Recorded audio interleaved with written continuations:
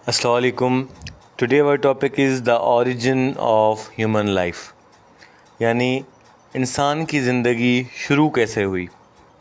ठीक है, तो थ्योरीज़ हैं काफ़ी ज़्यादा ओरिजिन ऑफ ह्यूमन लाइफ पे, लेकिन यहाँ पे इम्पोर्टेंट थ्योरीज़ जो हैं आज हम वो डिस्कस करेंगे जो कि बहुत ही ज़्यादा अहमियत रखती हैं। पहली है द थ्योरी ऑफ क्रिएशन। ठीक है, as a Muslim we believe on this theory, the theory of creation. ठीक है जी, ये थ्योरी हमें कहाँ से मिलती है? ये थ्योरी हमें मिलती है कुरान से। ठीक है जी, कुरान में अल्लाह पाक फरमाता है सूरह बकरा की आयत नंबर 30 पे, सूरह बकरा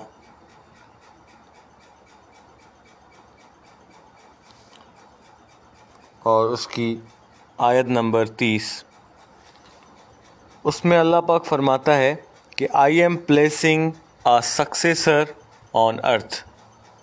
सक्सेसर बोलते हैं नायब को। अल्लाह ने कुरान में फरमाया है कि अल्लाह ने फ़रिश्तों से फरमाया कि मैं ज़मीन में अपना नायब बनाने वाला हूँ। ठीक है, इस सूरह बकरा की आयत नंबर 30 से हमें ये सबूत मिलता है, ये गवाही मिलती है कि हमें अल्लाह ने पैदा किया, क्योंकि अल्लाह ने फरमाया कि मैं ज़मीन पे अपना नायब बनाने वाला हूँ। ठीक है, सूरह बकरा की आयत नंबर 30 है। दूसरे मौके पे सूरह हिजरा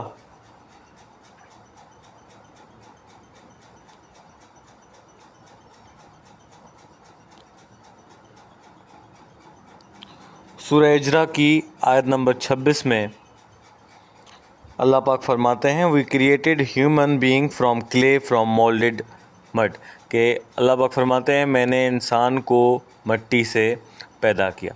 ठीक है जी, ये थ्योरी ऑफ क्रिएशन थी, कुरान से हमें मिली, और हम एज अ मुस्लिम इन पे यकीन करते हैं कि अल्लाह ताला ने सबसे पहले हज़रत आदम अलैहिस्सलाम और उनकी पार्टनर बीबी हवा को, हज़रत बीबी हवा को पैदा किया। ठीक है, और हम सब उन्हीं की औलाद में से हैं, और अल्लाह पाक ने इंसान को अपना खलीफा बना के इस दुनिया में भेजा है। ठीक है, it was the theory of creation. उसके बाद आती है द थ्योरी ऑफ एवोल्यूशन। ठीक है जी, ये कहाँ से हमें मिलती है? ये चार्ल्स डार्विन ने दी थी। कब दी थी ये थ्योरी? 1859 में दी थी। कहाँ पे दी थी? अपनी बुक में दी थी। ठीक है, बुक का नाम क्या है? The origin of species, the origin of species. ठीक है जी, अब इसमें यह बताया जाता है कि चार्ल्स डार्विन जो कि एक इंग्लिश नेचुरलिस्ट थे, ये 5 साल दौरे पे, 5 साल की जर्नी पे पूरी दुनिया घूमने गए, और फिर इसने स्टडी किया differences in plants and animals, के प्लांट्स और एनिमल्स में बेसिक डिफरेंस है क्या। ठीक है, उसके बाद जाके इन्होंने एक थ्योरी दी जिसको थ्योरी ऑफ एवोल्यूशन कहते हैं। बेसिक आइडिया जो था ना इस थ्योरी के बिहाइंड, वो ये था कि इंसान की एवोल्यूशन जो हुई है वो सिंपल लाइफ फॉर्म से कॉम्प्लेक्स लाइफ फॉर्म में तब्दील होना। तो इसकी मैंने एग्जांपल आपको ये दे दूं कि पहले जो लाइफ थी वो सिंपल थी, इंसान जंगल में रहते थे, ठीक है, पत्ते खाते थे। आज के इंसान बड़े बड़े महलात में रहते हैं, बड़े बड़े घरों में रहते हैं, और जो है कीमती कपड़े, अलग अलग किस्म के वैरायटीज़ के कपड़े पहनते हैं। जो फूड उस वक्त पत्ते खाए जाते थे और शिकार करके जानवरों को खाया जाता था, आज बहुत ही ज़्यादा वैरायटी के फूड अवेलेबल हैं। तो सिंपल लाइफ फॉर्म से कॉम्प्लेक्स लाइफ फॉर्म में इंसान की एवोल्यूशन हुई है। दूसरा, इंसान के कैरेक्टरिस्टिक्स में, फ़िज़िकल कैरेक्टरिस्टिक्स में भी जो तब्दीली आई है उसको कहते हैं थ्योरी ऑफ एवोल्यूशन। ठीक है जी, आगे बढ़ते हैं द एवोल्यूशन ऑफ ह्यूमन पे। अब इंसान की एवोल्यूशन में तकरीबन 6 मिलियन ईयर्स लग चुके हैं। ठीक है, 6 मिलियन ईयर्स, ये बहुत ही लॉन्ग प्रोसेस है। ठीक है, लॉन्ग प्रोसेस से इंसान की एवोल्यूशन हुई है। पहले जो इंसान होते थे वो तकरीबन एप लाइक थे। App is a kind of monkey, बंदर का एक किस्म है। ठीक है, अच्छा, कहा यह जाता है कि इंसानों के जो एंसेस्टर्स थे, आबाओ अजदाद थे, और जो बंदरों के एंसेस्टर्स थे, आबाओ अजदाद थे, वो मिलते जुलते थे, इसलिए इंसान की जो शक्ल हुई वो बंदरों जैसी हुई। It is in evolution theory. ठीक है जी, और ये कहा जाता है कि मोस्ट ऑफ ह्यूमन एवोल्यूशन जो हुई है वो कॉन्टिनेंट जो था वो अफ्रीका, यानी अफ्रीका में वो इंसान पाए जाते थे। फिर उनमें एवोल्यूशन आई, फिर आहिस्ता आहिस्ता अफ्रीका से जो है वो एशिया आए, एशिया से फिर दूसरे कॉन्टिनेंट्स में वो स्प्रेड हो गए।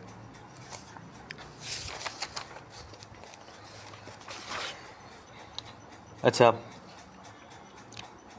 ये कहते हैं कि तकरीबन जब वो ऑस्ट्रेलिया के कॉन्टिनेंट में पहुँचे ना, ऑस्ट्रेलिया में, तो ऑस्ट्रेलिया तक पहुंचने में उनको 60,000 ईयर्स लग गए। ठीक है, 60,000 ईयर्स ऑस्ट्रेलिया तक पहुंचने में लग गए। पहले आप अफ्रीका में थे, फिर एशिया में आए, फिर उसके बाद जो है वो यूरोप में आए। सही है, आगे बढ़ते हैं क्लासिफिकेशन ऑफ अर्ली ह्यूमंस पे। जी, तो क्लासिफिकेशन ऑफ अर्ली ह्यूमंस में हम पढ़ते हैं कि स्टेजेस हैं। ठीक है, इन स्टेजेस से होते होते इंसान जो है आखिर इस स्टेज जो आजकल हमारा चल रहा है होमो सेपियंस, यहाँ तक पहुँचे। तो पहला स्टेज जो था वो था ऑस्ट्रेलोपिथेकस। ठीक है, ऑस्ट्रेलोपिथेकस।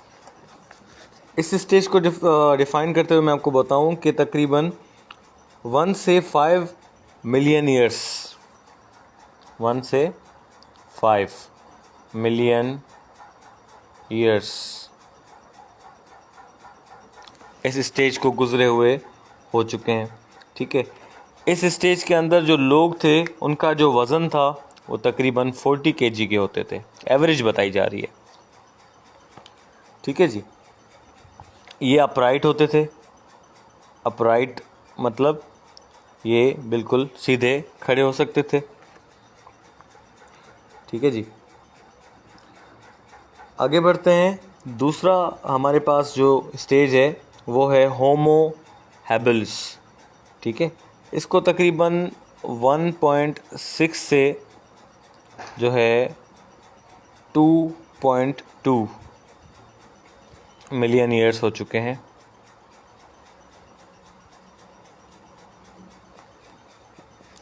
अच्छा, अब इनका वज़न वैसे इधर जो ऑस्ट्रेलोपिथेकस के जो स्टेज में थे 40 kg, अब इनका वज़न जो है 50 kg तक हो जाता था।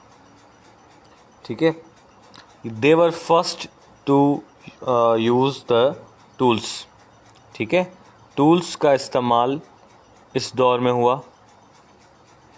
ठीक है, दे कुड स्पीक, ये बोल भी सकते थे।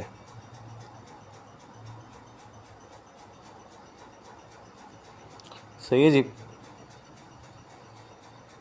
आगे बढ़ते हैं। हमारे पास है होमो इरेक्टस। अब होमो इरेक्टस को तकरीबन जो है 0.4 से 2 मिलियन ईयर्स हो चुके हैं।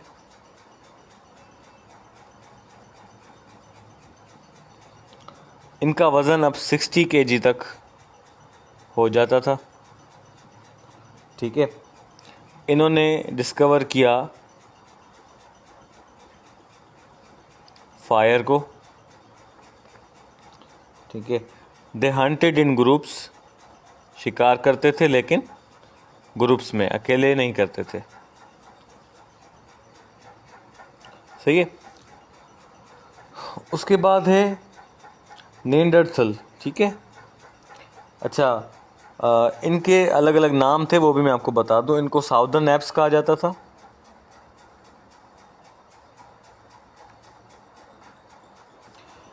और होमो हैबिलिस को हैंडी ह्यूमन भी कहा जाता था। ये आ सकता है सवाल में कि हैंडी ह्यूमन कौन सा स्टेज था, कौन से स्टेज के लोगों को हैंडी ह्यूमन कहा जाता था। इनको अपराइट ह्यूमन कहा जाता था।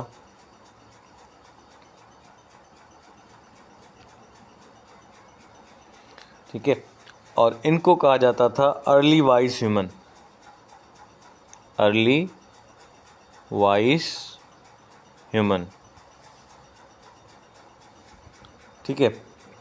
इनके बारे में पढ़ते हैं कि इनको तकरीबन जो है 2 लाख से 3 लाख साल हो चुके हैं।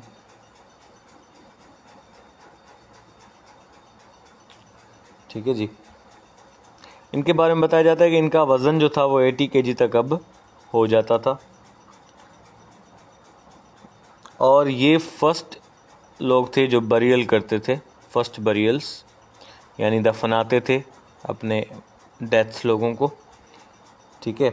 अब ये स्पेशलाइज्ड थे किस चीज़ में, टूल्स यूज़ करने में। ठीक है। स्पेशलाइज्ड टूल्स इस्तेमाल करते थे।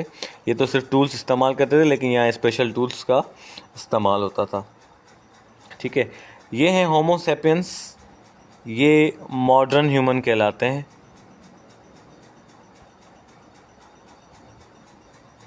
इनको तकरीबन 1,30,000 साल हो चुके हैं, ईयर्स अगो। लेकिन एक इम्पोर्टेंट बात, टू द प्रेजेंट, आज तक भी हम लोग जो हैं वो इस स्टेज में और इस ग्रुप में आते हैं, होमो सैपियंस में। ठीक है। अब हमारा वज़न 70 kg या उससे अबव तक हो जाता है, लेकिन ये जो 1,30,000 साल हमारे जो एंसेस्टर्स थे उनका वज़न 70 kg तक होता था। ठीक है। और बहुत ज़्यादा फिर आज तक हमने इसमें एवोल्यूशन आ चुकी है। ठीक है। यहाँ इम्पोर्टेंट टू नो एक चीज़ है, एंथ्रोपोलॉजी। एंथ्रोपोलॉजी किसको कहते हैं? It is the study of humans past and present. ठीक है। और वो लोग जो एंथ्रोपोलॉजी को स्टडी करते हैं वो कहलाते हैं एंथ्रोपोलॉजिस्ट। ठीक है जी।